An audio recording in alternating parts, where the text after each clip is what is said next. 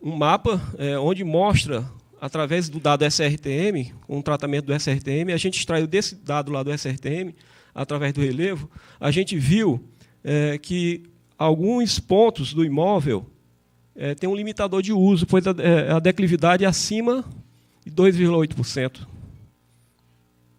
Certo? Então, aqui tem, a gente pode verificar por fatias, identificar. Aqui, a propriedade ela não é toda plana.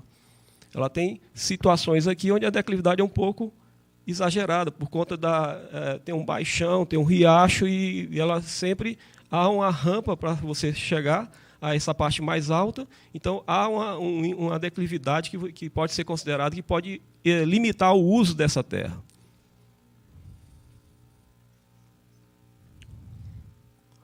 Olha só. Com base no SRTM também, a gente pode verificar aqui que algumas manchas do solo ele tem um limitador de uso por potencial erosivo. Em função da declividade, pode ser áreas extremamente erosivas. Isso não só com base no relevo, mas também com base no solo existente. Principalmente se forem solos argissolos, onde eles são, depois que você retira a vegetação, e se for uma declividade muito acentuada, eles são altamente erosivos. Então, são áreas que provavelmente a gente deveria mantê-las vegetadas. Ou então, se forem utilizadas, teria que ter um tratamento adequado para não evitar a perda de terra, a perda de solo.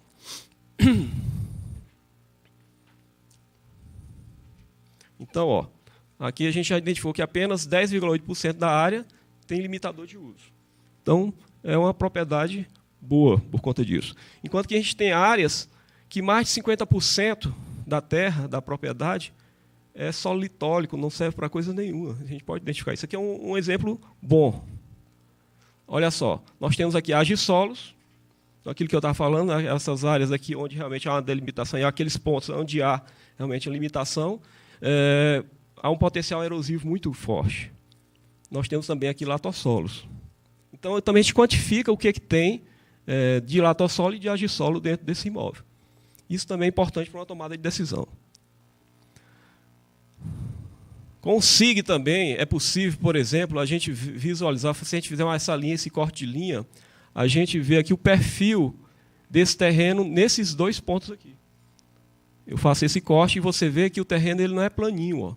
Ele tem sobe, desce, sobe, desce. Tem partes mais baixas e tem partes mais planas. Então, você faz um corte. Com base nesse corte, você também pode fazer mapas de altimétricos. Aqui, porque ficou muito tudo verde, mas aqui o que é mais azul aqui seria a drenagem do terreno. Okay? Aqui seria a parte mais alta do terreno. Então, a gente visualiza agora nesse mapa em 3D, onde a gente faz um mapa de altimetria, onde nós temos aqui a parte mais baixa do terreno, e aqui na parte vermelha, o que está de vermelho seria a parte mais alta do terreno. Isso aí, é claro, tem um exagero vertical, para a gente poder visualizar isso aí mais facilmente. Então, você consegue visualizar as linhas de drenagem existentes no terreno. São dados exatos? Se eu for pegar um ponto aqui no mapa e for lá em campo, vai bater exatamente? Não, porque os pixels do SRTM aqui são de 30 metros. Mas, para a gente fazer essa análise, já é importante que existe essa drenagem lá, existe. Agora, o georreferenciamento dela é exato? Não. Mas é melhor isso aqui do que no olhômetro. Você ir em campo e verificar, isso aqui tem tantos por cento de 0 a 2%, de 5 a 10% de declividade. Então, aqui você já visualiza e já tem uma noção, antes de ir a campo, de como de como que se comporta aquele terreno, o que você vai encarar numa vistoria em loco. Okay? Então, por exemplo, aqui eu tenho uma sobreposição de dois mapas, que é do mapa de uso, com o modelo de terreno aqui, com a altimetria. Bom, aqui eu tenho um mapa de declividade com altimetria. Okay? Aqui, por exemplo, onde a declividade é mais acentuada. Observe que nessas partes mais altas, nas partes mais altas do terreno, a declividade é menor. E quando você sai da parte mais baixa, por exemplo, de um possível riacho, ou de uma área da região de drenagem, e ela vai subindo no sentido da parte mais alta, você tem um relevo mais ondulado. Isso é natural, isso é normal para qualquer análise de terreno. Nós temos aqui uma sobreposição do mapa de solo, dos solos, com a altimetria também, para visualizar, fazer essa análise do terreno. Bom, com esse trabalho do GEIT, a gente conseguiu, até o momento, realizar análise remota de 95 imóveis rurais, totalizando aí mais de 2,2 milhões de hectares analisados. Essa análise remota nos proporciona a economia de mais de 3,5 milhões. O que seria isso? Foram vistorias que não foram necessárias. Ou então, são vistorias que, em vez de você passar um mês lá, foi necessário passar 2, 3 dias, só para confirmar aquilo que você observou na sua análise remota. Nessa análise remota, você extrai mapas de uso e mapas de solos, mapas de capacidade de uso, de localização. Você extrai infinitos elementos que te auxiliam na vistoria. Ele é fundamental. Geralmente, esses mapas eles eram obtidos após uma vistoria. E agora não, com os procedimentos adotados que a gente utiliza, a gente já vai a campo com essa informação. Se torna mais difícil quando você não tem um perímetro. Isso é possível quando você tem um perímetro, é claro, porque aí você delimita as regiões e quantifica isso. Então, quando você vai a campo, você simplesmente vai fazer uma conferência daquelas informações e alguns ajustes do que você já analisou previamente. E quando o imóvel é muito ruim, a declividade muito acentuada, solos litólicos, isso aconteceu agora recentemente, antes de vir para cá, antes de vir para Brasília e vir para cá fazer esse trabalho com vocês. A gente fez um trabalho lá, um levantamento, fizemos essa análise remota, e 60% do imóvel era litólico, relevo extremamente ondulado, era pedra pura. O proprietário estava propondo para compra e venda, certo? E do imóvel ele tirou um pedaço do imóvel, a fatia, só quero vender essa metade daqui para cá. A gente foi analisar, era justamente a metade que não prestava. Ele queria ficar com a parte boa e oferecer a parte ruim para o INCRA. Aí, não, doutor, a gente não vai querer essa sua propriedade, não, porque ela não serve nem para criar carambolo, quanto mais para botar o assentado lá.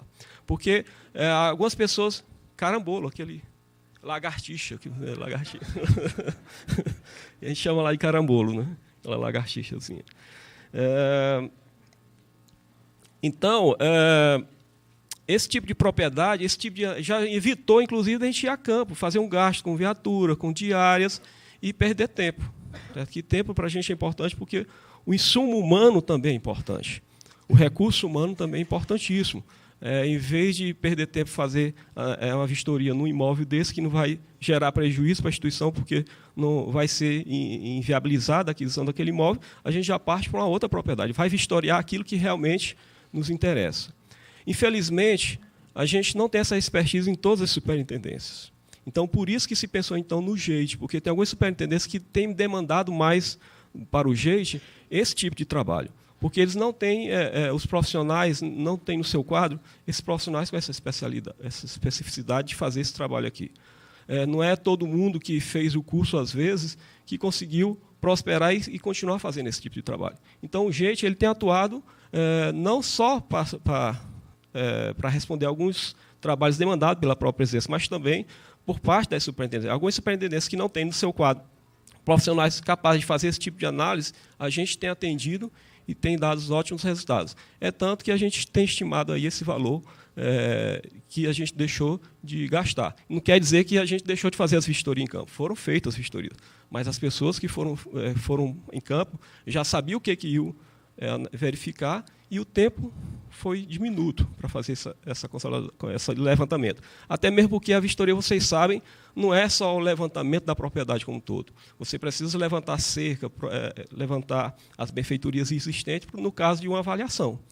Certo? Então, isso não dá para fazer com imagem de sensoriamento remoto, pelo tamanho do pixel. Nem imagem medivante também não dá para fazer isso.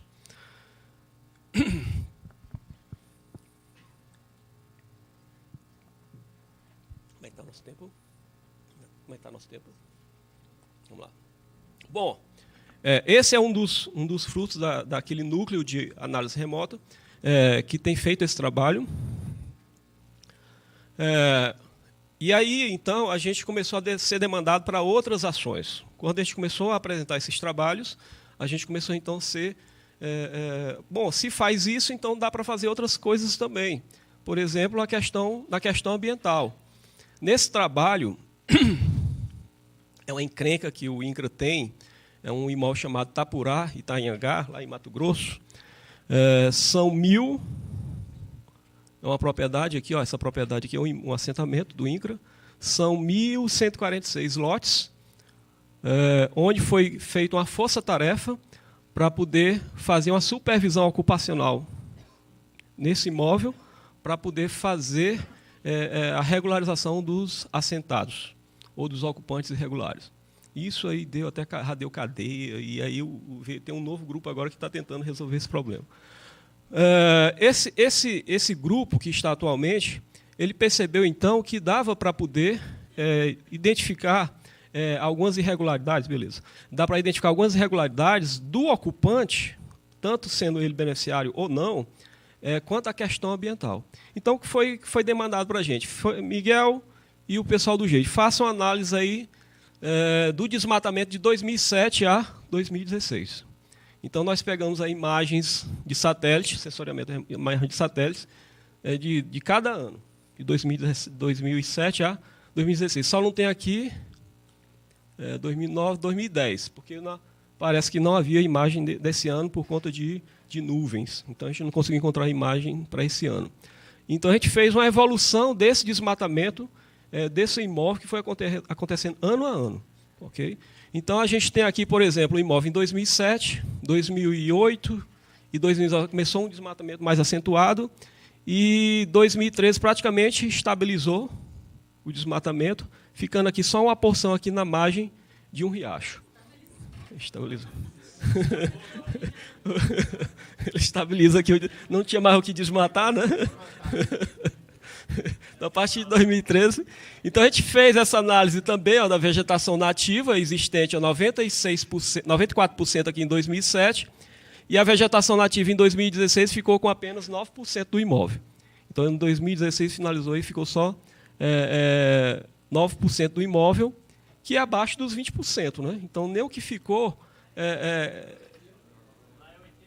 80%, né? É verdade, 80%. Então, aqui praticamente ficou um pedacinho de APP de um riacho que passa aqui do lado. Bom, isso aqui estava demandando um trabalho muito grande. O pessoal estava fazendo esse trabalho no braço mesmo, fazendo cada mapa. Observe aqui que são o quê? São quantos mapas num só? Aqui eu tenho 3, 6, 9, 10, 11 mapas. Cada quadradinho desse é um mapa. Então, são 11 mapas num só. E isso para 1.146 parcelas. Na verdade, são 1.146 imóveis. Então, tinha uma equipe, a equipe do GEIT estava praticamente fazendo isso. Estava lá um bom tempo já trabalhando. Não, desse jeito não vai. Aí, então, a gente juntou um grupo. Aí, a gente utilizou a linguagem Python, junto com o banco de dados PostgreSQL, com QGIS. E a gente desenvolveu, então, um script e rodamos isso aqui. Aí, geramos os 1.000 e, depois que a gente finalizou o script, viu que estava tudo bonitinho, já fazia os mapas, todos os mapas, quantificava, preenchia a legenda, a gente mandou rodar. Aí deixamos lá o computador rodando 4 horas, aí gerou esses 1.146 mapas. Aí esses 1.046 mapas estão lá nos processos individuais, e a equipe ainda hoje continua trabalhando, porque tem outras situações que eles estão avaliando. Essa é uma coisa para enquadrar na questão ambiental, o dano ambiental causado dentro de cada parcela. Quem são os responsáveis por isso? Aí é outra história. Nosso trabalho foi esse, e a gente auxiliou a equipe do GT quanto a essa questão ambiental, quanto a essa análise. Isso foi um dos trabalhos que foi feito, e utilizando script, utilizando a linguagem Python, tá bom? Com banco de dados também.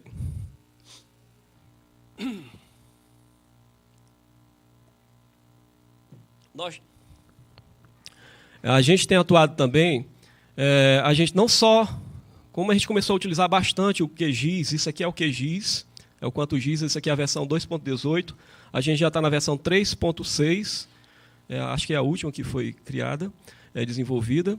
Ele é o nosso sistema de informação geográfica que a gente utiliza, que faz todos esses mapas, que a gente consegue elaborar tudo isso aí, quem já trabalhou com QGIS sabe que isso aí. E para os profissionais que querem ter uma atuação diferenciada, tem que aprender a utilizar sistemas de informação geográfica. Não estou dizendo que tem que usar o QGIS, mas tem que aprender a usar